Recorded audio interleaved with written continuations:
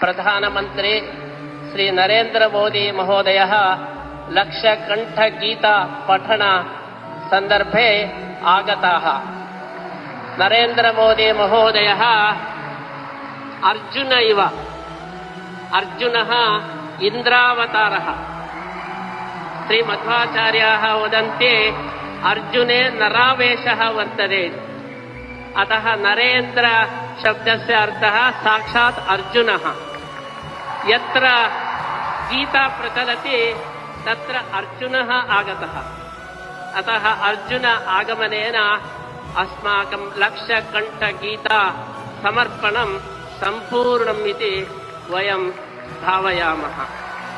नरेन्द्र मोदी महोदयः 14 वर्षानन्तरम् अत्र आगताः। तन्मध्ये राममन्दिरनिर्माणं कृत्वा